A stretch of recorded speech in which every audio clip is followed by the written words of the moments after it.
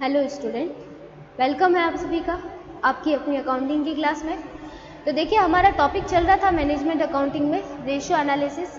Ratio analysis में previous video में हमने देखिए रेशियो एनालिसिस क्या होता है, इनकी डेफिनेशंस, एडवांटेज, इंपॉर्टेंस, ठीक है, और हमने इसके लिमिटेशंस देखे थे। आज हम इस वीडियो में क्या देखने वाले हैं, क्लासिफिकेशन इसका देखने वाले हैं। ये बहुत ही इंपॉर्टेंट टॉपिक है जो मैंने प्रीवियस वीडियो में आपको बताया था। तो देखिए, सबसे पहले अगर हम बात करें तो जो रेशियो है इन्हें कितने पार्ट में क्लासिफाई किया गया है, ठीक है। सबसे पहले इसके क्लासिफिकेशन की बात करें, हमें तो ये पता है कि वर्ड होता है रेशियो, इसके आगे तो हमें कुछ पता ही नहीं था, ठीक है। अब आपको यहाँ से सारी चीज़ें पता चलेगी कि जो ये रेशियोज हैं, इन रेशियोज को कितने पार्ट में डिवाइड करना है, 2 पार्ट में डिवाइड किया गया है, ठीक है। इनके अगर क्लासिफिकेशन की बात करें तो इनका क्लासिफिकेशन 2 तरीके से दिया गया है, ठीक है। 2 तरीके में पहला तरीका क्या आ जाता है, on the basis of financial statement, ठीक है। किसके बेस पे, फाइनेंशियल स्टेटमेंट के बेस पे। इसको हम कह सकते हैं वित्तीय विवरणों के आधार पर। अगर हिंदी में हम कहें तो वित्तीय विवरणों के आधार पर। वित्तीय विवरण तो आपको पता होंगे ना क्या होता है। फाइनेंशियल स्टेटमेंट के बेसिस पे इनको कितने रेशियोज में क्लासिफाई किया गया है, on the basis of objective, उद्देश्यों के आधार पर। इन्हें क्या कह सकते हैं, उद्देश्य के आधार पर। उद्देश्य के आधार पर रेशियो के क्या प्रकार होते हैं, ठीक है। ये प्रकार जो है ये इंपॉर्टेंट माने गए हैं। ये प्रकार, इसी के बेस पे हम पूरा रेशियो पढ़ने वाले हैं, on the basis of object. अब देखिए, अब देखते हैं हम इनका क्लासिफिकेशन। तो देखिए, on the basis of financial statement की बात करें, ठीक है, फाइनेंशियल स्टेटमेंट के बेस पे अगर हम इनकी बात करें तो ये कितने पार्टीशन में आ जाते हैं। तो इसके अंदर जो रेशियो आते हैं, एक तो आता है बैलेंस शीट रेशियो, जिन्हें हम क्या कहेंगे, बैलेंस शीट रेशियो, जो कि किससे संबंध रखते हैं, चिट्ठे से संबंध रखते हैं, स्थिति विवरण के अनुपात। क्या कहते हैं इन्हें, स्थिति विवरण, स्थिति विवरण के अनुपात, जो कि बैलेंस शीट से संबंध रखते हैं, बैलेंस शीट के रेशियो कहलाते हैं, ठीक है। ये बातें किसके बेस पे हो रही है, on the basis of financial statement, मतलब फाइनेंशियल स्टेटमेंट के बेस पे इन्हें कितने भागों में बांटा गया है, ठीक है। ये फाइनेंशियल बेस में एक तो आ जाते हैं बैलेंस शीट रेशियो, सेकेंड क्या आते हैं, इनकम स्टेटमेंट रेशियो और ऑपरेटिंग रेशियो। सेकेंड कौन से रेशियो आ जाते हैं, इनकम स्टेटमेंट के रेशियो, जिन्हें हम क्या कहते हैं, आय विवरण के अनुपात, ठीक है। इन्हें हम क्या कहते हैं, आय विवरण के अनुपात, ठीक है। और हम क्या कह सकते हैं, और हम परिचालन अनुपात भी इन्हें कह सकते हैं, या परिचालन अनुपात, ठीक है। तो ये क्या होते हैं, जो हमारे इनकम स्टेटमेंट, मतलब हमारे P&L से संबंध रखते हैं, ठीक है। इन्हें हम शॉर्ट फॉर्मेट में कहें तो किससे संबंध रखते हैं, P&L से। फिर बात आ जाती है थर्ड क्या आता है classification, combined balance sheet and income statement ratio, ठीक है।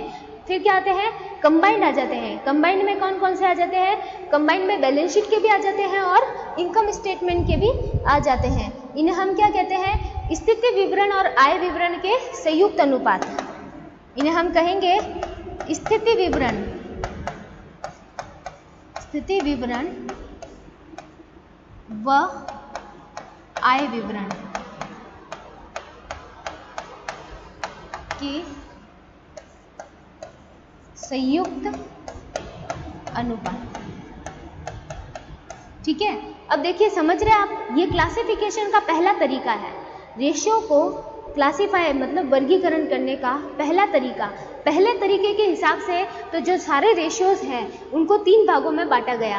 पहले भाग में तो वो रेशियो डाले गए जो कि किससे संबंध रखते हैं, बैलेंस शीट से संबंध रखते हैं, सिर्फ और सिर्फ बैलेंस शीट से। जैसे हम बात करें किसकी, करंट रेशियो हो गया, क्विक रेशियो हो गया, और हम कह सकते हैं acid test ratio, absolute liquid ratio, और भी हम कह सकते हैं डेब्ट इक्विटी रेशियो, ठीक है, सॉल्वेंसी रेशियो, प्रोप्राइटरी रेशियो, तो ये सारे जो रेशियो हैं जिनमें सिर्फ बैलेंस शीट से रिगार्डिंग सारी इंफॉर्मेशन आती है, P&L वाले इंफॉर्मेशन उसके अंदर नहीं आती है, सिर्फ और सिर्फ बैलेंस शीट के बेस पे हम उनको निकाल सकते हैं, तो वो सारे रेशियो बैलेंस शीट रेशियो। ठीक है, फिर सेकेंड क्या बताया, सेकेंड इनकम स्टेटमेंट रेशियो या फिर ऑपरेटिंग रेशियो हम कह सकते हैं। तो इसमें हमारे कौन से रेशियो आ जाते हैं, इसके अंदर हमारे जो सिर्फ P&L से रिलेट रखते हो, जैसे कि हमारे जो प्रॉफिटेबिलिटी रेशियो है, प्रॉफिटेबिलिटी रेशियो जो कि किसके ऊपर बेस्ड है, based on sales, on sales. जैसे मैं बात करूं net profit ratio, gross profit ratio, operating profit ratio, operating cost ratio, ठीक है, ये सारे जो रेशियोज हैं जिनका संबंध सिर्फ किससे होता है, P&L से होता है, बाकी किसी चीज़ से नहीं होता। ठीक है, तो वो सारे रेशियो इसमें आ जाते हैं। फिर बात करते हैं कंबाइंड बैलेंस शीट और इनकम स्टेटमेंट रेशियो। फिर कुछ रेशियो ऐसे होते हैं जिनमें बैलेंस शीट की इंफॉर्मेशन भी चाहिए होती है और P&L की इंफॉर्मेशन भी चाहिए होती है। जैसे मैं आपसे बात करूँ किसकी, स्टॉक टर्नओवर रेशियो। तो स्टॉक टर्नओवर रेशियो में तो आपको कॉस्ट ऑफ गुड्स सोल्ड तो चाहिए ही है, जो कि कहाँ से मिलती है, आपको P&L से मिलती है। ठीक है, लेकिन उसके साथ में आपको स्टॉक भी चाहिए होता है, स्टॉक का ओपनिंग और क्लोजिंग बैलेंस चाहिए होता है। ठीक है, तो ये तो इंफॉर्मेशन कहाँ से मिलती है आपको, ओपनिंग बैलेंस और क्लोजिंग बैलेंस की P&L से मिलती है ना। फिर बात करते हैं हम किससे, फिर देखिए हम बात करें और कौन से संयुक्त है, और भी बहुत सारे संयुक्त है। जैसे हम बात करें किसकी, डेटर टर्नओवर रेशियो की। तो डेटर टर्नओवर रेशियो में हमको नेट सेल्स चाहिए होती है, ठीक है, net credit sales, net credit purchase creditor turnover में, और इसके साथ में हमें क्रेडिटर के ओपनिंग क्लोजिंग बैलेंस चाहिए होते हैं, रिसीवेबल के ओपनिंग क्लोजिंग बैलेंस चाहिए होते हैं। फिर अगर हम बात करें असेट्स टर्नओवर की, वर्किंग कैपिटल टर्नओवर रेशियो की, ठीक है, तो ये सारे रेशियो ऐसे हैं जिसमें बैलेंस शीट की इंफॉर्मेशन भी चाहिए और इनकम स्टेटमेंट की मतलब P&L की इंफॉर्मेशन भी चाहिए। तो इन्हें हमने किस में डाला हुआ है, कंबाइंड बैलेंस शीट में डाला हुआ है। ठीक है, combined balance sheet and P&L ratio. अब ये वाला जो क्लासिफिकेशन है ना, इसको ज़्यादा इंपॉर्टेंस नहीं दी जाती। क्यों?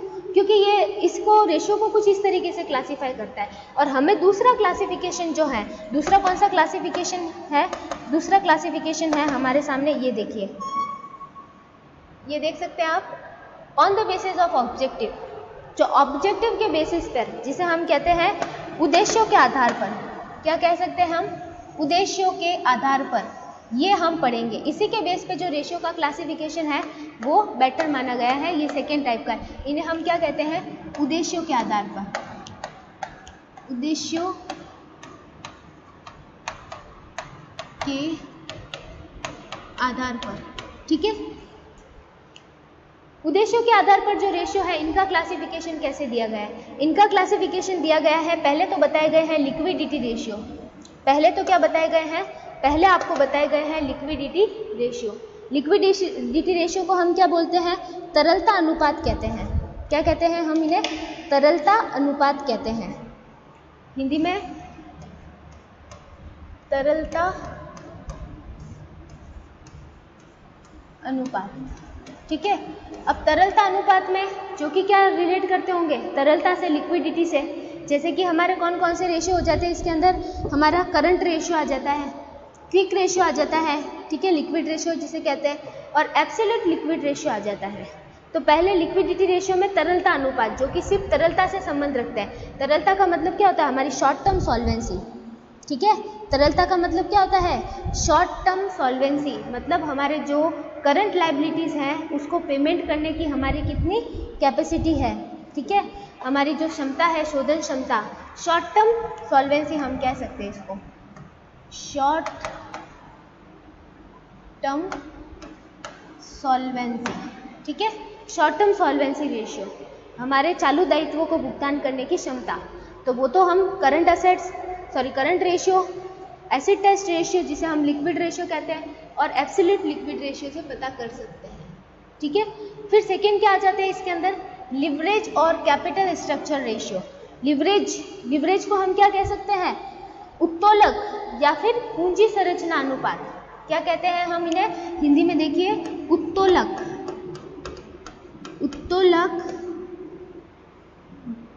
या पूंजी संरचना अनुपात।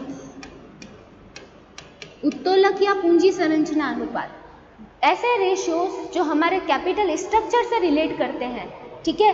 कैपिटल स्ट्रक्चर हमारा जो लिवरेज होता है डेब्ट और इक्विटी का, या फिर हम कह सकते हैं फिक्स कॉस्ट कैपिटल और वेरिएबल कॉस्ट कैपिटल के बीच का जो रेशियो होता है, जिसे हम क्या कहते हैं, लिवरेज कहते हैं। लिवरेज का मतलब क्या होता है, हमारे फिक्स कॉस्ट कैपिटल और वेरिएबल कॉस्ट कैपिटल के बीच का जो रेशियो होता है उसे हम लिवरेज कहते हैं, ठीक है। और हमारा जो कैपिटल स्ट्रक्चर है बिजनेस का, जिसे हम डेब्ट इक्विटी रेशियो कह सकते हैं, ठीक है, लॉन्ग टर्म प्रोप्राइटरी रेशियो कह सकते हैं, जो हमारे कैपिटल स्ट्रक्चर से जो रिलेट करते हैं जो रेशियोज, उन्हें हमें इस कैटेगरी के अंदर डाला गया है। इसको हम क्या कह सकते हैं पता है, इसे हम लॉन्ग टर्म सॉल्वेंसी भी कह सकते हैं। इसका जो दूसरा नाम अगर हम कहें तो इसे हम क्या कहेंगे, लॉन्ग टर्म सॉल्वेंसी, ठीक है, लॉन्ग टर्म सॉल्वेंसी रेशियो। तो इन्हें 3 नाम है इसके, लिवरेज, कैपिटल स्ट्रक्चर और long term solvency ratio. Long term solvency का मतलब ये होगा कि बिजनेस के जो लॉन्ग टर्म डेट्स है, जो लॉन्ग टर्म कह सकते हैं लोन है, लॉन्ग टर्म लाइबिलिटीज़ है, उनका पेमेंट जो बिजनेस है वो कर सकता है या नहीं कर सकता, उसकी इतनी कैपेबिलिटी है या नहीं है। तो लॉन्ग टर्म सॉल्वेंसी का जो हम मेजरमेंट करते हैं वही जो है कैपिटल स्ट्रक्चर रेशियो है और वही लिवरेज है, ठीक है। तो जो पूंजी संरचना है, जो बैलेंस शीट वाला जो सारा मेथड है हमारा, उससे रिलेट करने वाले जो अनुपात होते हैं वो इसके अंदर आते हैं। फिर आते हैं एक्टिविटी रेशियो, और जिन्हें हम एफिशिएंसी रेशियो भी कहते हैं। एक्टिविटी रेशियो जिन्हें हम एफिशिएंसी रेशियो कहते हैं, क्रियाशीलता अनुपात। क्या कहते हैं हम इन्हें, क्रियाशीलता अनुपात। क्रियाशीलता अनुपात। क्रियाशीलता अनुपात की बात करें कि हम कितना कौन से लेवल पे काम कर रहे हैं, हमारी एफिशिएंसी कितनी है, ठीक है, हमारी कुशलता कितनी है, हमारे जो debtor turnover, creditor turnover, stock turnover, fix assets turnover, इनके क्या क्या हमारे जो एफिशिएंसी है वो कितने टाइम पीरियड में उनका जो है कन्वर्जन हो जाता है, ठीक है, ये क्रियाशीलता के अंदर आता है। फिर आता है प्रॉफिटेबिलिटी रेशियो, लाभदायिकता अनुपात। इन्हें हम कहते हैं लाभदायिकता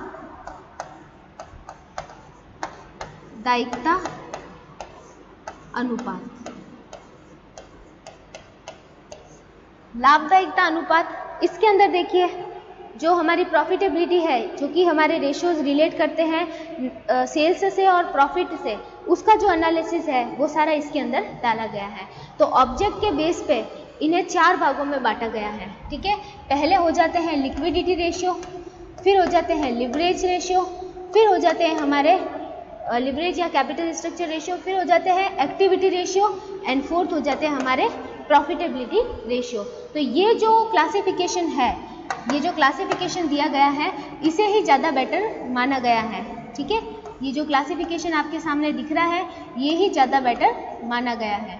तो आप क्या करेंगे, इसके बेस पर ही पढ़ेंगे, और हम जो रेशियो पढ़ेंगे वो सब इसी क्लासिफिकेशन के बेस पर पढ़ेंगे, ठीक है। इसी क्लासिफिकेशन के बेस पे हम पूरा रेशियो एनालिसिस को पढ़ेंगे। तो सबसे पहले हम स्टार्ट करते हैं किससे, पहले तो हम सारे फॉर्मूले डिस्कस करेंगे, ठीक है। फॉर्मूले डिस्कस करने के बाद में हम इनके क्वेश्चंस के ऊपर डिस्कशन करेंगे। तो पहले एक एक करके हम इनके फॉर्मूले देखेंगे, जैसे ये लिक्विडिटी रेशियो है, लिवरेज है, एक्टिविटी है, प्रॉफिटेबिलिटी है, सबके फॉर्मूले एक साथ में लिख लेंगे, ठीक है। आप भी अपने नोट्स में सारे फॉर्मूले एक साथ में लिख दीजिए, ताकि आपको फिर बाद में क्वेश्चन करने के टाइम आपके सामने फॉर्मूले रहे और आपको फॉर्मूले पता होंगे, तभी तो आप उनके रेशियोज निकाल पाएंगे, ठीक है। तो आप अच्छे से इनके जो नोट्स हैं वो आप मेंटेन कीजिए, उनके सारे रेशियोज एक बार लिख के रखिए, ठीक है। और इसके बाद में फिर जब हम इसके क्वेश्चंस करेंगे तो आपको चीज़ें बेटर तरीके से समझ में आएगी, ठीक है। तो देखिए आगे हम करते हैं इनका सबसे पहला जो रेशियो है हमारा, वो स्टार्ट करेंगे हम। पहले हम स्टार्ट करेंगे लिक्विडिटी रेशियो, ठीक है। पहले हम स्टार्ट करेंगे लिक्विडिटी रेशियो। लिक्विडिटी रेशियो को हम क्या कहते हैं हिंदी में? हिंदी में इसे हम कहते हैं तरलता अनुपात। क्या कहते हैं? तरलता अनुपात। यहाँ पे मैं लिख लेती हूँ तरलता अनुपात। जो हिंदी में लिखना चाहते हैं वो हिंदी में भी लिख सकते हैं, तरलता अनुपात। अब देखिए तरलता अनुपात के अंदर जो रेशियो आते हैं, ठीक है, तरलता अनुपात के अंदर कौन कौन से रेशियो आते हैं आप देखिएगा। पहला इसके अंदर आ जाता है करंट रेशियो, ठीक है। पहला इसके अंदर कौन सा रेशियो आता है? Current ratio. करंट रेशियो आ जाता है, जिसे हम क्या कहते हैं? चालू अनुपात कहते हैं। क्या कहते हैं? चालू अनुपात, इसे हम कहते हैं चालू अनुपात। अब फॉर्मूले तो आपको इंग्लिश में ही लिखने पड़ेंगे, क्योंकि अगर हमने फॉर्मूले हिंदी में लिखे तो फिर हमें समझ में नहीं आएगा, क्योंकि अकाउंटिंग बेसिकली जो है हमें इंग्लिश में लेकर के ही चलनी होती है। तो चालू अनुपात करंट रेशियो की अगर हम बात करें तो इसका फॉर्मूला क्या होता है? Current assets upon current liability. क्या होता है? Current assets upon current liability. अगर आप इसको शॉर्ट तरीके से देखना चाहते हैं तो क्या कह सकते हैं हम? CA upon CL। ठीक है, इसको अगर आप शॉर्ट तरीके से देखना चाहें तो हम क्या कह सकते हैं? CA upon CL, current assets upon current liability, ये इसका रेशियो होता है, करंट रेशियो। अब देखिए इसके आइडियल रेशियो की अगर हम बात करें तो इसका आइडियल रेशियो क्या होता है? इसका आइडियल रेशियो होता है 2:1। क्या होता है? 2:1। 2:1 को इसका आइडियल रेशियो माना गया है। मतलब किसी भी बिजनेस में उसके जो करंट असेट्स होते हैं वो उसकी करंट लायबिलिटी के क्या होने चाहिए? डबल होने चाहिए, तो वो बिजनेस बिल्कुल फाइनेंशियली वेल कंडीशन में माना जाता है। ठीक है, फिर बात करते हैं नेक्स्ट की। तो नेक्स्ट हमारे क्या आ जाता है? नेक्स्ट आता है क्विक और एसिड टेस्ट रेशियो। इसे क्या कहते हैं? क्विक रेशियो भी कहते हैं और एसिड टेस्ट रेशियो भी कहते हैं। हिंदी में अगर हम इसके नाम की बात करें, देखिए ये जो मैंने करंट असेट्स और करंट लायबिलिटी लिखा है ना, इसके अंदर मैंने आपको ये नहीं बताया कि करंट असेट्स कौन से होते हैं और करंट लायबिलिटीज कौन सी होती है। अब देखिए आप बीकॉम फाइनल ईयर के स्टूडेंट्स हैं तो आपको एटलीस्ट इतना तो ध्यान होना ही चाहिए कि करंट असेट्स कौन कौन से होते हैं। वैसे इसकी लिस्ट होती है कि कितने करंट असेट्स होते हैं और कितनी करंट लायबिलिटीज होती है। ठीक है, तो आपको पहचानना है कि कौन कौन से करंट असेट्स होते हैं और कौन कौन सी करंट लायबिलिटीज होती है। ठीक है, आपको बैलेंस शीट में पता ही है कौन कौन से होते हैं। तो ये हमें ऐसा हम मान के चलते हैं कि हमने बेसिक अकाउंटिंग पढ़ी है तो हमें पता ही है कि करंट असेट्स कौन से हैं और करंट लायबिलिटीज कौन सी हैं। ठीक है, फिर भी इसकी एक लिस्ट होती है, अगर आप चाहें तो मैं इसकी लिस्ट आपको बता सकती हूँ। ठीक है, ये हम रेशियो पढ़ने के बाद में इसकी करंट असेट्स और करंट लायबिलिटी की लिस्ट देखेंगे पूरी। ठीक है, फिर देखते हैं क्विक और एसिड टेस्ट रेशियो।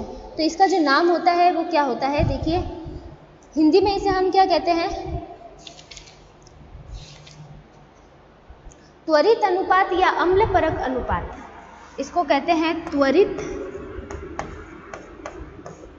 या अम्लपरक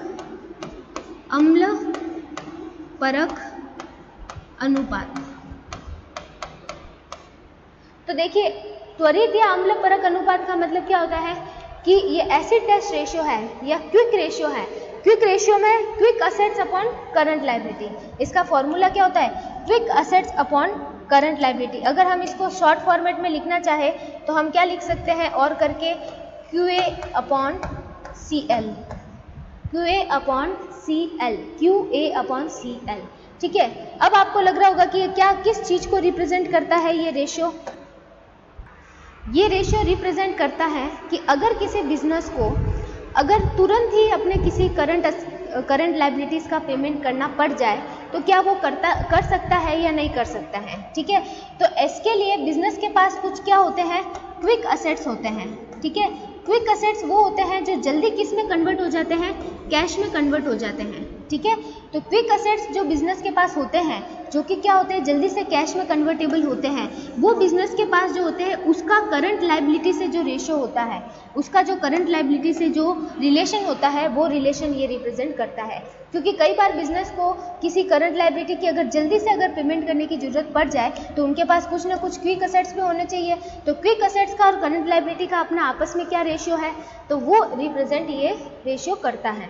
ठीक है, इसके बाद में देखिए कौन सा रेशियो आता है। हाँ, अब हमें ये पता चलेगा कि क्विक असेट्स हैं वो क्या होते हैं। तो देखिए क्विक असेट्स की अगर हम बात करें तो क्विक असेट्स का भी अपना एक फॉर्मूला होता है। ठीक है, क्विक असेट्स को हम क्या कहेंगे? त्वरित संपत्तियां। क्या कहते हैं?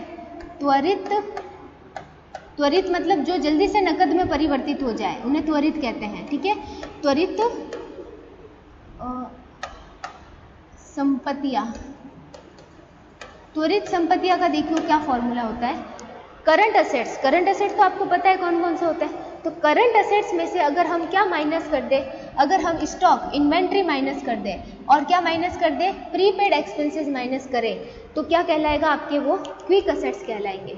ठीक है, अगर आप अपने सीए में से माइनस कर दो क्या, स्टॉक, और माइनस कर दो प्रीपेड एक्सपेंसेस, ठीक है, दोनों ही माइनस में है, स्टॉक भी माइनस में है और प्रीपेड एक्सपेंसेस भी माइनस में है, तो माइनस कर दो तो आपके सामने क्या आ जाएंगे, क्विक असेट्स आ जाएंगे।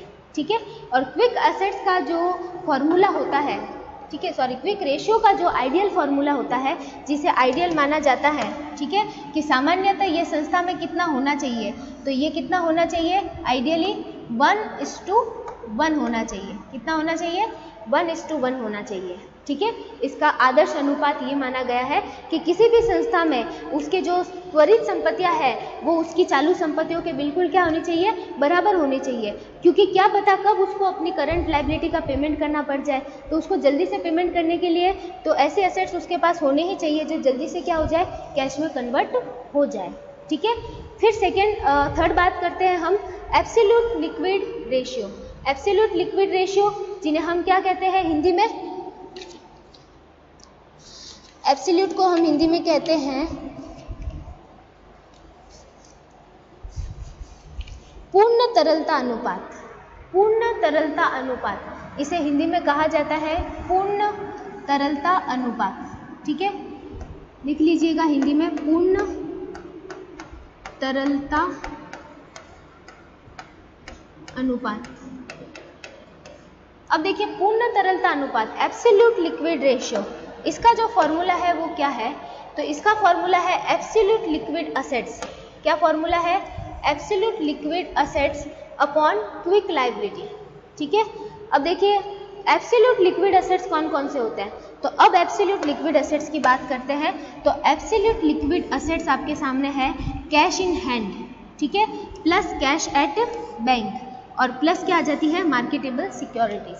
ठीक है, तो समझ में आ रहा है, cash in hand, cash at bank और कैश इन हैंड, ठीक है, मार्केटेबल सिक्योरिटीज, ये जो चीज़ें हैं वो आपके एब्सोल्यूट लिक्विड असेट्स कहलाती हैं। मतलब ये कंप्लीटली मान के चलो कि किस में है, कैश में ही कन्वर्टेड है, ऐसा मान के चलो। ठीक है, एब्सोल्यूट का मतलब क्या होता है, पूर्ण, और लिक्विड जो कि पूरी तरह से लिक्विड में ही है असेट्स हमारे पास। तो देखिए कैश तो कैश में ही होता है, उसको कहीं पे जाके बेचने की ज़रूरत होती है या उसको कैश में कन्वर्ट करने की ज़रूरत होती है, कैश तो कैश ही होता है। और कैश एट बैंक, मतलब बैंक में जो कैश है वो भी तो कैश ही है हमारे पास, हम जब चाहे उससे पेमेंट कर सकते हैं। और मार्केटेबल सिक्योरिटीज़ जो होती है उसको भी एब्सोल्यूट लिक्विड असेट्स माना जाता है, क्योंकि वो भी जल्दी से क्या हो जाती है, कैश में कन्वर्ट हो जाती है, मतलब एकदम क्विकली कन्वर्ट हो जाती है। ठीक है, तो ये एब्सोल्यूट लिक्विड एसेट्स है। और क्विक लायबिलिटीज़ की अगर हम बात करें, ठीक है, क्विक लायबिलिटीज़ कौन कौन सी होती है, तो क्विक लायबिलिटी में से अगर आप करंट लायबिलिटी में से अगर आप बैंक ओवरड्राफ्ट को क्या कर दो, माइनस कर दो। क्या माइनस कर दो, बैंक ओवरड्राफ्ट माइनस कर दो, किस में से, करंट लायबिलिटी में से। तो करंट लायबिलिटी में से बैंक ओवरड्राफ्ट को माइनस करने के बाद बाकी आपके क्या आ जाती है, क्विक लायबिलिटीज़ आ जाती हैं, क्योंकि बैंक ओवरड्राफ्ट में आपके पास क्या होता है, लगभग साल भर का टाइम होता है। ठीक है, लेकिन बाकी